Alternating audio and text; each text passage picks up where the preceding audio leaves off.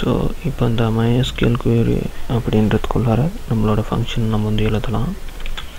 So function இல்லை, அதாவது நம்மளோட வேரியபிளை நம்ம வந்து இன்சர்ட் பண்ணிடணும். ஸோ query _ update _ run அப்படின்றது தான் நம்மளோட வேரியபிள். ஸோ இப்போ பார்த்தோன்னா இந்த இது வந்து நம்மளுக்கு வந்து அப்டேட் பண்ணணும் அப்படின்றது நம்ம அங்கே எழுதிட்டோம். நார்மலாக நம்ம வந்து அப்டேட், அதாவது பார்த்தோன்னா இங்கேயும் நம்ம வந்து ரன் பண்ணும்போது இஃப் கிளாஸில் யூஸ் பண்ணோம்.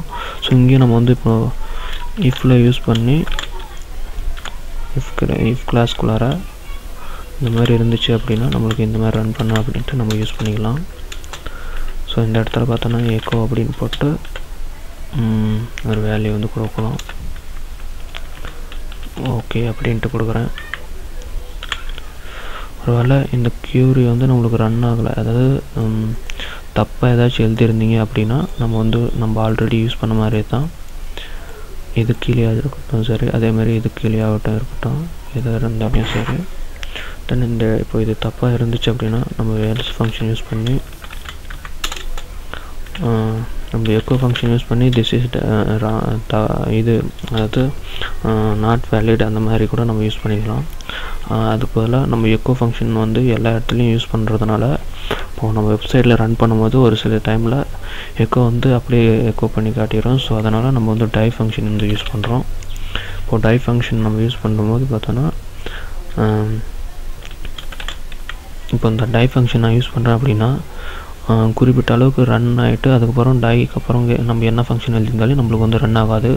ஸோ அப்போதைக்கு அந்த வெப்சைட் அப்படியே பிளாங்காக தெரியும். ஸோ அதுக்காக நம்ம வந்து நம்மளோட அந்த டேட்டா பேஸ் எரரில் நம்மளுக்கு ஏதாச்சும் எரர் வந்துச்சு அப்படின்னா MySQL நம்ம அதுக்கு எக்கோ ஃபங்க்ஷன் யூஸ் பண்ணி MySQL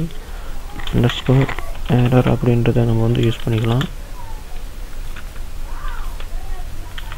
ஸோ இந்த ஃபங்க்ஷன் நம்ம யூஸ் பண்ணுறதுனால நம்மளுக்கு வந்து MySQL ஏற்படுற எரர்ஸ் மட்டும் நம்மளுக்கு டிஸ்பிளே பண்ணணும். ஸோ அதுக்காக தான் நம்ம வந்து இந்த ஃபங்க்ஷனை நம்ம வந்து யூஸ் பண்ணுறோம். தென் அதேமாதிரி இங்கே வந்து நான் ஓகே அப்படின்றத கொடுத்துட்டேன். சாரி டார்க் வச்சுட்டு இருக்கேன், கம்மா போடணும். இப்போ நம்மளுக்கு ஆட்டோமேட்டிக்காக நம்மளோட வேல்யூஸ் வந்து ரன் ஆகும். தென் இங்கே பார்த்தோன்னா MySQL எரர்னு கொடுத்துருக்கேன். நம்ம வந்து ஒரு டைம் சேவ் பண்ணிவிட்டு ரன் பண்ணி பார்ப்போம்.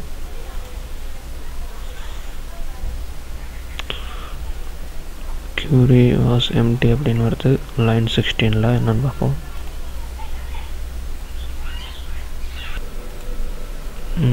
அது 16ல் பார்த்தோன்னா MySQL query பக்கத்தில் நம்ம க்ரியேட் பண்ணியிருக்கிற வேரியபிள் வந்து query update. ஸோ இங்கே வந்து query update _ run கொடுத்துட்டோம். ஸோ அதனால் எரர் காட்டுது. ஸோ சேவ் பண்ணிவிட்டு இப்போ நான் ரெஃப்ரெஷ் பண்ணுறேன்.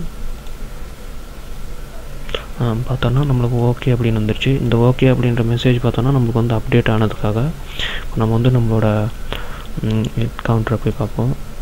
இப்போ பார்த்திங்கன்னா இப்போ கவுண்ட் வேல்யூ வந்து 1 வந்திருக்கு. இப்போ நம்ம மறுபடியும் ரெஃப்ரெஷ் பண்ணலாம்.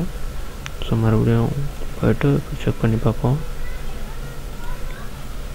ஸோ பார்த்திங்கன்னா கவுண்டோட வேல்யூ 2 அப்படின்னு வந்திருக்கு. ஸோ பார்த்திங்கன்னா அதுவே ஆட்டோமேட்டிக்காக இன்க்ரிமெண்ட் ஆகிட்டே இருக்குது. ஸோ இந்த இடத்துல நம்ம மறுபடியும் வருவோம். ஸோ இந்த மாதிரி நம்ம வந்து ரொம்ப ஈஸியாக நம்மளோட வேல்யூஸ் வந்து டிஸ்பிளே பண்ணியிருக்கோம். அதேமாதிரி இங்கே நம்ம பார்த்திங்கன்னா தப்பு பண்ணும்போது நம்மளுக்கு எரர் வந்துச்சு. நம்ம மறுபடியும் ஒரு டைம் பார்த்தோன்னா இப்போ அப்டேட் மட்டும் கொடுக்குறேன். அப்படின்ட்டு இப்போ சேவ் பண்ணிட்டு நான் ரன் பண்ணுறேன். ஸோ பார்த்திங்கன்னா நம்மளுக்கு என்ன எரர் அப்படின்றது நம்மளுக்கே வந்து டிஸ்பிளே ஆகிடும். அதாவது query was empty அப்படின்ட்டு. இது பார்த்திங்கன்னா நம்மளோட PHP எரர்ஸு.